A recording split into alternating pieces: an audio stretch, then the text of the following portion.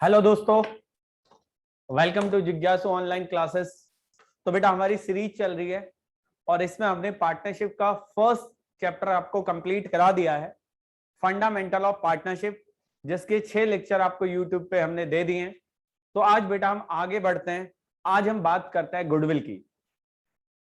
Sir goodwill क्या होता है? 11th क्लास में आपने इसे पढ़ा था, पर आज हम गुडविल क्या होता है ये नहीं पढ़ने जा रहे हैं। आज हम पढ़ने जा रहे हैं बेटा गुडविल का वैल्यूएशन कैसे होता है, मतलब हम किसी फर्म की गुडविल कैसे कैसे निकालते हैं। सीधी सीधी बात है। तो ये चीज करने से पहले एक एमसीक्यू जो इस एग्जाम में काफी बार आता है, पहले भी आता था, अभी भी आएगा इस बार भी, कि भाई एक स्टेटमेंट होती है कि goodwill is N intangible assets. Goodwill is an intangible assets, not fictitious assets. Not fictitious assets. तो सर ये स्टेटमेंट ट्रू है, ये स्टेटमेंट ट्रू है। सर हमें तो समझ में नहीं आई, आपने ट्रू बोल दिया इसको। Goodwill is an intangible asset not fictitious assets. तो सर इससे पहले आपको फिक्टिशियस एसेट्स की डेफिनेशन पढ़नी पड़ेगी। तो फिक्टिशियस एसेट्स किसे कहते हैं? तो those assets which have no economic value. अच्छा बेटा 11th क्लास का एक कॉन्सेप्ट आपको याद है या नहीं है? सर बिल्कुल याद है कि बिजनेस और ऑनर अलग अलग होते हैं। बिल्कुल सर अलग अलग होते हैं। तो अगर प्रॉफिट होता है तो प्रॉफिट जो है वो लायबिलिटी है बिजनेस के लिए। प्रॉफिट जो है वो लायबिलिटी है किसके लिए सर? बिजनेस के लिए। क्यों? क्योंकि उसने ऑनर को देना है। बट अगर लॉस है तो सर लॉस जो है बिजनेस के लिए असेट्स है।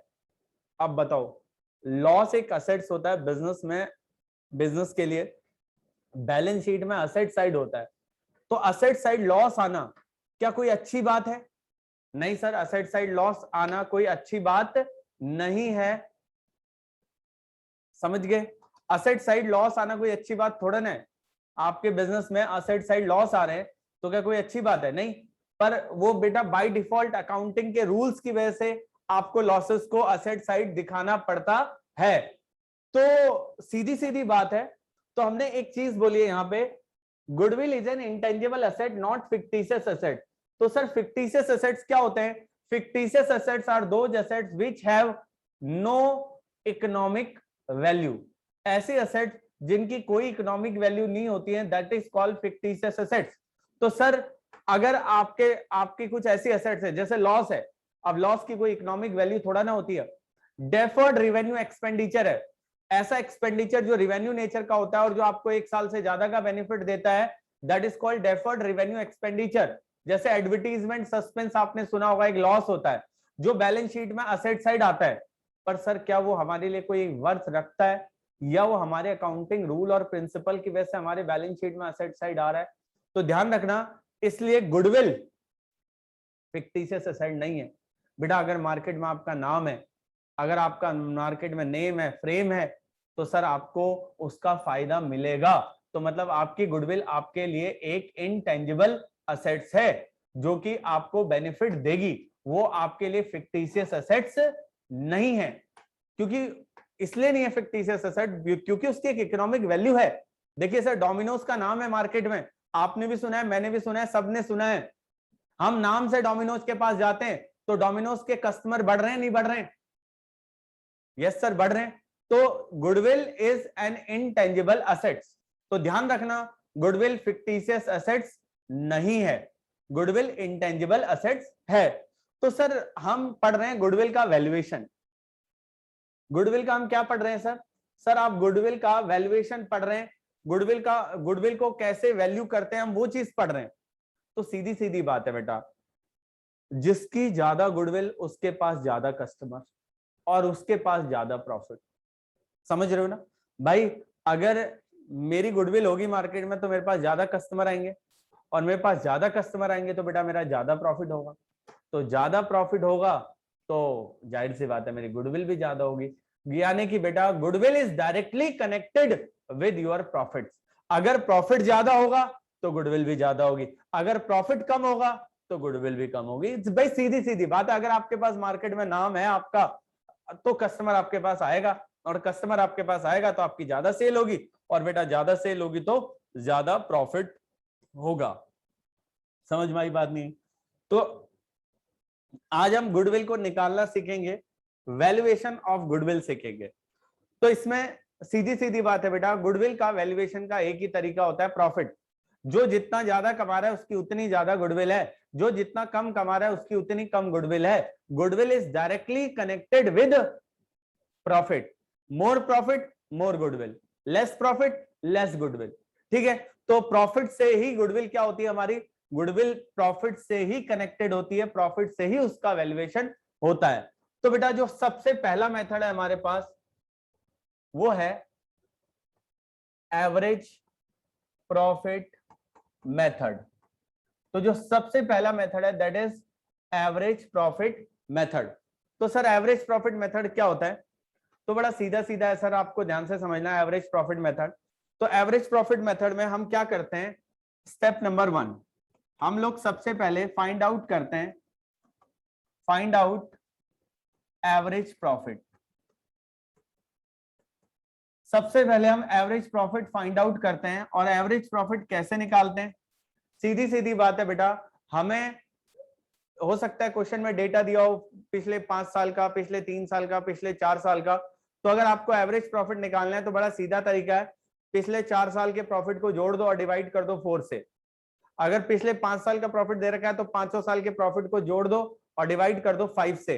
यानी कि एवरेज प्रॉफिट निकालने का फॉर्मूला होता है sum of profit of last given year. जितने भी साल का आपको प्रॉफिट गिवन है उसको आप सम कर लो और डिवाइड कर लो बेटा नंबर ऑफ ईयर से।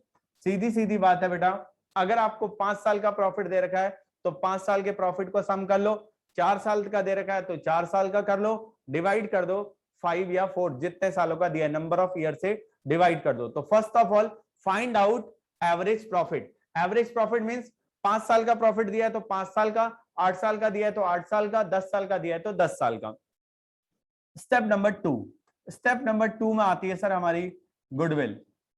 तो गुडविल का फॉर्मूला होता है बेटा, गुडविल का फॉर्मूला होता है average profit into number of year purchase. जो भी आपका एवरेज प्रॉफिट है इसको आप नंबर ऑफ ईयर परचेज से मल्टीप्लाई कर दोगे। सर एवरेज प्रॉफिट आपको गिवन होगा क्वेश्चन में, तो सर ये नंबर ऑफ परचेज क्या होता है, देखो ये भी आपको गिवन होता है बट ये क्या होता है इसको मैं समझा देता हूं। सीधी सीधी बात है बेटा, मैं रिलायंस इंडस्ट्री को खरीदना चाहता हूं, मेरी मुकेश भाई से बात हुई, मैंने बोला भैया मुझे आपकी कंपनी खरीदनी है, तो उन्होंने बोला ठीक है। तो मैंने उनकी बैलेंस शीट और पीएनएल से देखा तो मुकेश अंबानी जो है उनका जो नेट प्रॉफिट है, एक एग्जांपल ले लेते हैं 4000 करोड़, उनका जो है 4000 करोड़ का नेट प्रॉफिट है। तो मैंने मुकेश भाई से पूछा कि मुकेश भाई आपका ये नेट प्रॉफिट जो है 4000 करोड़ रुपए है। तो मुकेश भाई ने मुझे एक बात बताई कि विपिन देख तू कुछ मत कर, मेरी कंपनी को सिर्फ टेक ओवर कर ले, कुछ एक्स्ट्रा एफर्ट मत कर, कोई नई ब्रांडिंग मत कर, कोई नया प्रोडक्ट मत ला, कोई कुछ भी मत ला, तू अगर मेरा बिजनेस को एज इट इज चला जैसा मैं तुझे दे रहा हूं तो कम से कम 4 साल तक तू ये नेट प्रॉफिट मेंटेन कर पाएगा। This is called number of year purchase की। ठीक है, आप ये जो प्रॉफिट करंट में आप कर रहे हो, अगर आप कुछ भी नया ना करो, आप जैसे चल रहा है सिस्टम उसको ही फॉलो करो, तो इस प्रॉफिट को आप कितने साल तक मेंटेन कर सकते हो, this is called number of year purchase. बेटा देखो बिफोर कोविड सारी ऑफलाइन क्लासेस होती थी, ऑनलाइन तो कुछ ठीक है, ऑनलाइन का अपना उस टाइम पे अलग चीज थी, ऑफलाइन की अपनी एक अलग मार्केट थी।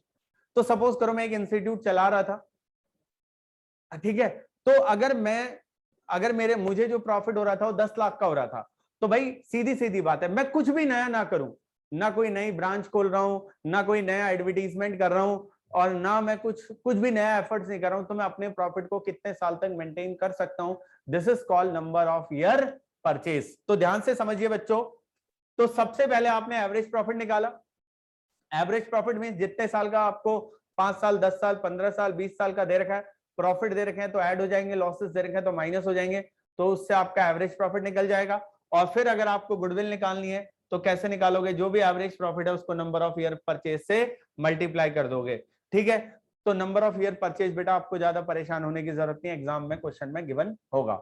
मैंने सिर्फ आपको जनरल अंडरस्टैंडिंग के लिए बताया है कि what is number of year purchase, मतलब आपका एक बिजनेस है, जो बिजनेस आपको 2000 करोड़ कमा के दे रहा है या 4000 करोड़ कमा के दे रहा है, तो अगर आप कुछ भी नया एफर्ट्स ना करो तो ये प्रॉफिट कितने साल तक आप मेंटेन कर सकते हो, this is called number of year purchase. Sir okay, तो this is called average profit method. दूसरा होता है सर हमारा जो सेकंड है वो है weighted average profit method.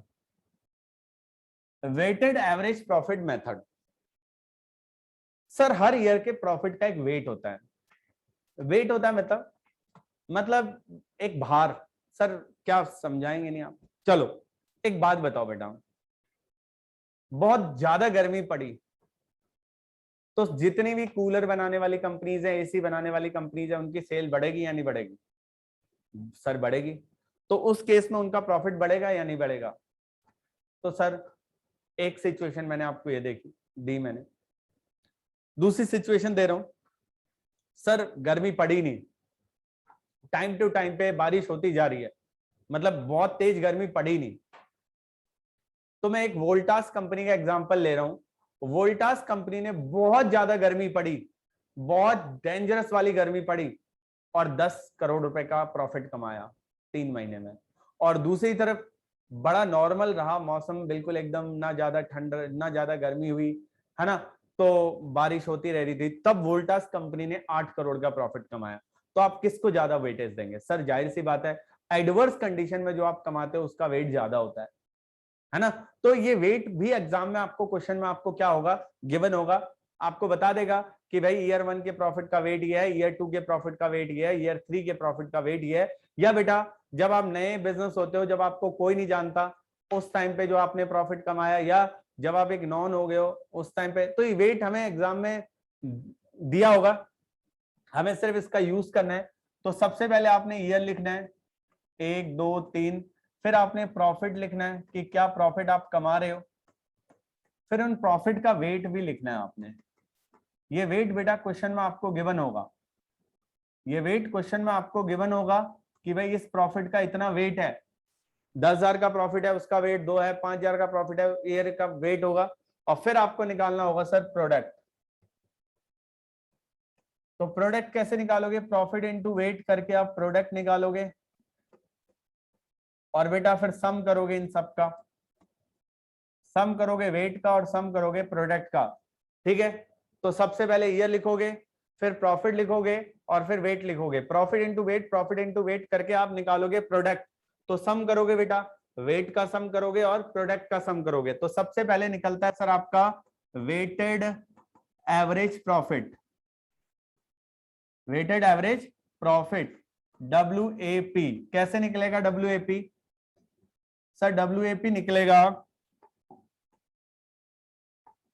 Some of product divided by sum of wait.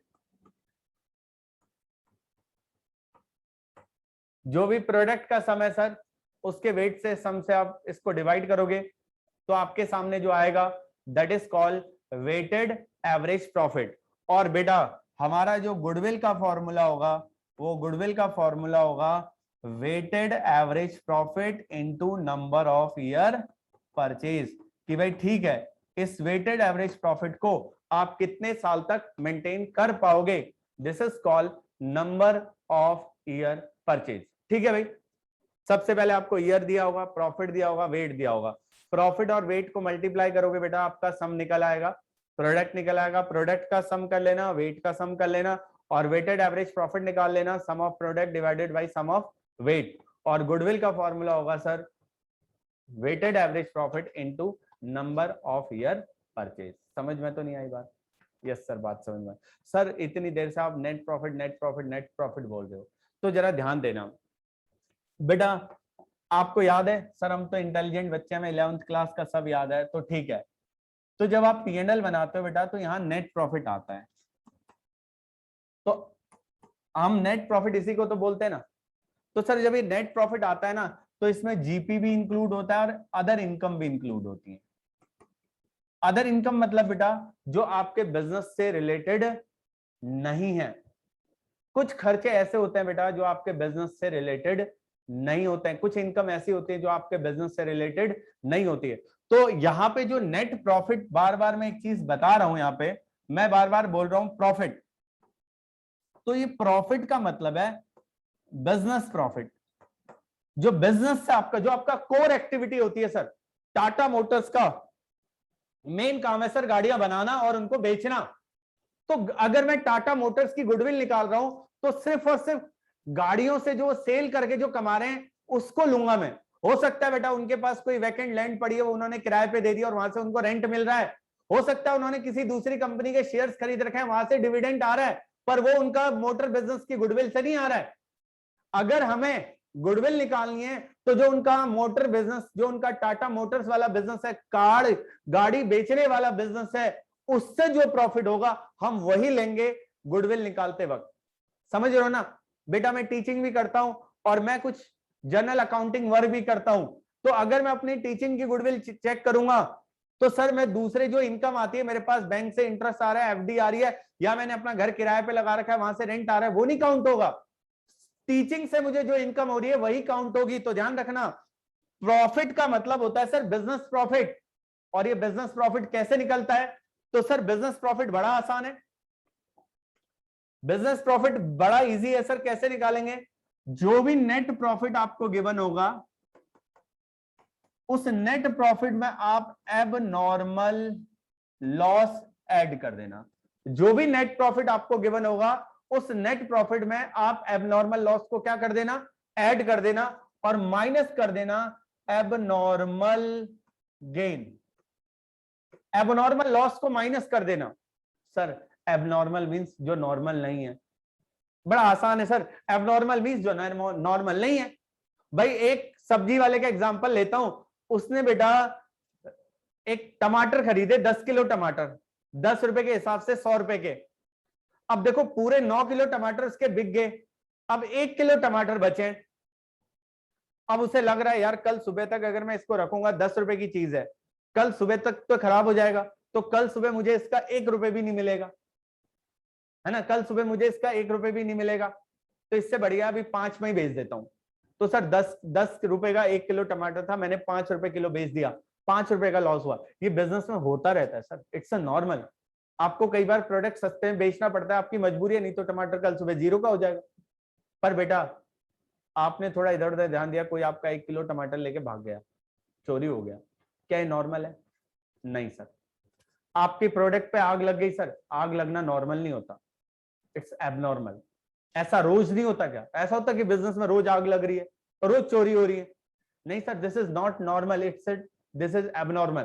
तो ऐसे लॉसेस जो कि रूटीन नेचर के नहीं है उनको हम ऐड करते हैं। जैसे कि सर एबनॉर्मल लॉस मतलब लॉस बाय फायर या theft, loss on sale of machine, है ना?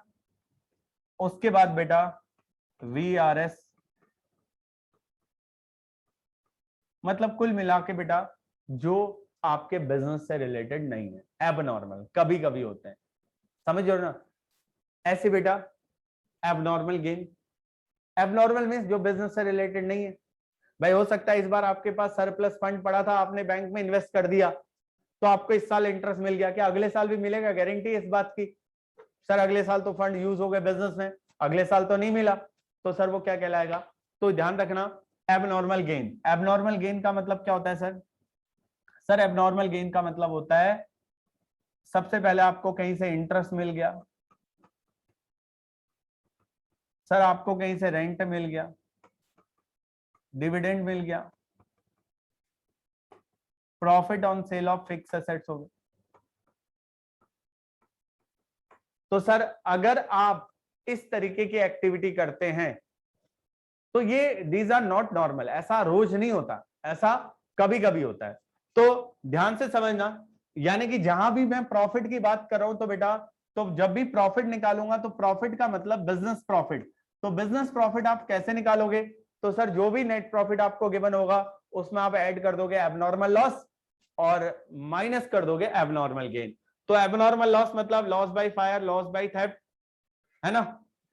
या वीआरएस कंपनसेशन, वीआरएस कंपनसेशन क्या होता है सर, जनरली एम्प्लॉय 60 साल में रिटायर होता है, बट हमारा एम्प्लॉय 45 की एज में रिटायर हो गया, तो मुझे बेटा उसको 15 इयर्स का कंपनसेशन देना पड़ेगा, तो इकट्ठे देना पड़ेगा। अब एक बात बताओ, कितने तुम अपनी सोसाइटी में देख लो आसपास कितने लोग वीआरएस लेते हैं। दिल्ली में हमारे केजरीवाल सर जी ने लिया है, आईआरएस की जॉब छोड़ के वो सीएम बने, तो एक ही बंदा, मतलब बहुत कम, इट्स एबनॉर्मल, तो इसलिए उसको भी ऐड करना है, माइनस करना है एबनॉर्मल गेन। तो बेटा बात को ध्यान से समझते हैं, अब खत्म करते हैं बात को। सबसे पहले हमने बताया गुडविल, गुडविल क्या होती है, गुडविल सर मार्केट में आपकी रेपुटेशन होती है, नाम होता है। तो गुडविल एक इंटेंजिबल एसेट है सर, फिक्टिशियस एसेट नहीं है। फिक्टिशियस एसेट क्या होती है, जिसकी कोई वैल्यू नहीं होती, जैसे लॉस, तो वो असेट्स तो होता है पर उसकी कोई वैल्यू नहीं होती, बट गुडविल ऐसी एसेट नहीं है, गुडविल की हमारी वैल्यू होती है। तो सर फिर सबसे पहले गुडविल का वैल्यूएशन, तो सर प्रॉफिट से वैल्यूएशन होगा, जिसका जितना ज्यादा प्रॉफिट उसका उतना ज्यादा गुडविल। तो सबसे पहले हमने पढ़ा एवरेज प्रॉफिट मेथड, तो आपको एवरेज प्रॉफिट मेथड में क्या होता है, एवरेज प्रॉफिट निकालना होता है, 5 साल का दिया है तो 5, 4 का दिया है तो 4, डिवाइड कर दो नंबर ऑफ ईयर से, ध्यान रखना अगर कोई लॉस है तो माइनस हो जाएगा, ठीक है। उसके बाद नंबर 2 पे गुडविल का फॉर्मूला होता है average profit into number of year purchase. Same बेटा हमारा जो सेकंड होता है वो होता है कौन सा मेथड, हमने जो पढ़ा वेटेड एवरेज प्रॉफिट मेथड। तो प्रॉफिट और वेट होता है, तो प्रॉफिट और वेट को मल्टीप्लाई करके प्रोडक्ट निकालते हैं, सम करते हैं वेट का और प्रोडक्ट का, और वेटेड एवरेज प्रॉफिट होता है sir sum of product divided by sum of weight, और गुडविल का फॉर्मूला होता है weighted average profit into number of year purchase. कोई डाउट, कोई शक, कोई संदेह? ठीक है बेटा, मिलते हैं अगले 2 मेथड के साथ नेक्स्ट वीडियो में। चलिए बाय बाय।